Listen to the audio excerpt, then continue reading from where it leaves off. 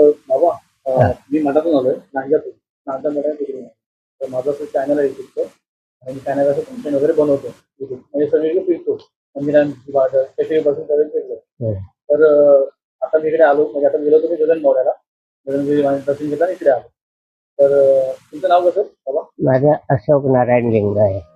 इथले आम्ही पुजारी. हा. पुजारी म्हणजे अनेक आहेत पण प्रत्येकाची एक एक मोठी पाळी असते. हा. त्याप्रमाणे इथे सेवा करायची महिनाभर. हा. सर्व सकाळी 5ला आलो की रात्री 9ला घरी. हा. दिवसभर कार्यक्रम असतात. अच्छा.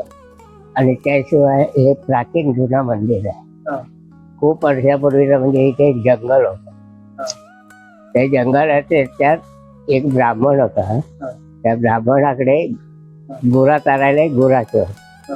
बरोबर. आणि तो गुरा की रोज रानात जनावर घेऊन जायचा. गुरा घेऊन त्याला संध्याकाळी निघाले हा. की एक गाय नेमकी त्या एका दगडावर पानं सोडायची. हा. ते सड्यावर कसा कातळ असते हा. तर सपाट होत असायचं बरोबर. तर तिथे ती पानं सोडायची. नेहमीचा कार्यक्रम चालू. हा. तर एक दिवशी असं झालं की संध्याकाळी गाय घरी गेली हा. की दूध मिळायचं नाही. हा. 2च वेळेस गुरं दूध द्यायचं. हा. तर त्या मालकाने त्यावर आळ घेतली, आरोप केला हा. की दिवसाचा संध्याकाळचा तू रानात दूध काढून पितो हा. त्यामुळे दूध मिळत नाही. हा. तर त्यावेळेला असा कलियुग नव्हता, सत्ययुग. हा. हा.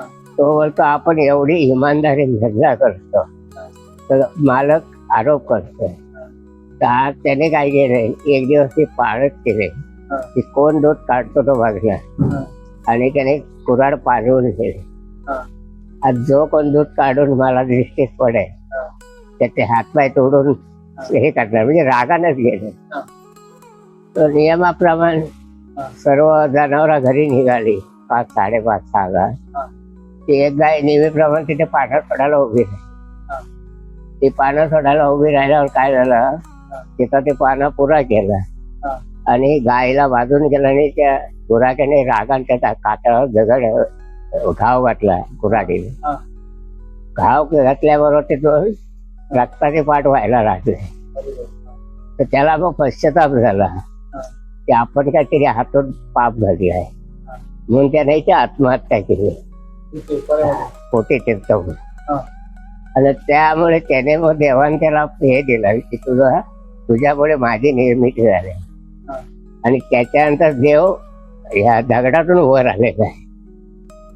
हाताची पिंडी आहे ती दगडातून वर आले. त्याचा जो घावान कपाट उडाला ते मलकापूरला जाऊन पडलेला आहे. तिथे सुद्धा मंदिर आहे कपिलेश्वर. हा. असे हायवे पासून 2-2.5 किलोमीटर राहत आहे. तर तिथे प्रत्यक्ष तेवढा कपटच तिथे आहे.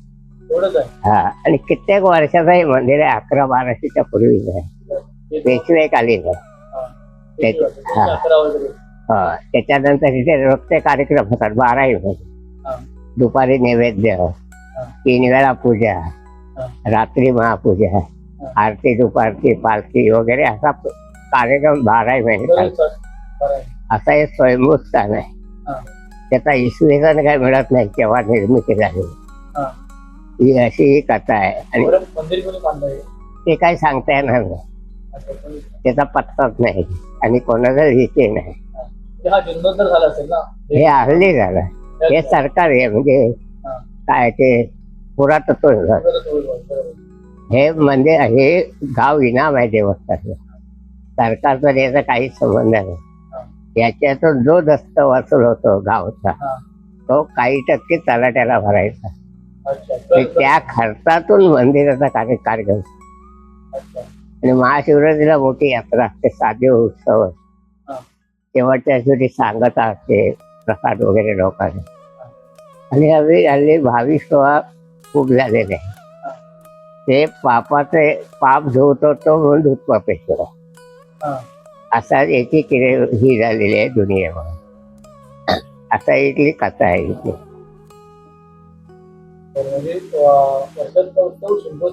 महाशिवरात्र सर्व शिमगा असतो. सर्व नवरात्र 12ही महिने असतो. हा. पालखी वगैरे 12ही महिने रोज एक प्रदक्षिण. हा. देवळापूर नाही. आणि गावामध्ये पालखी निघते तिथे. नाही ती गावची गावात पालखी. इथल्या गावच्या खेड्याला पालखी अच्छा नुसता निशाण फिरवाय निशाण फिरवतात. आता आमच्याकडे आहेत ना पालखी. हा ती बरोबर आहे त्या भागात सर्व पालख्या हा पालखी. त्याच्यानंतर महाशिवरात्र हा 7 दिवस उत्सव असतो कीर्तन आरती दुपारती वगैरे गायन कीर्तन हा.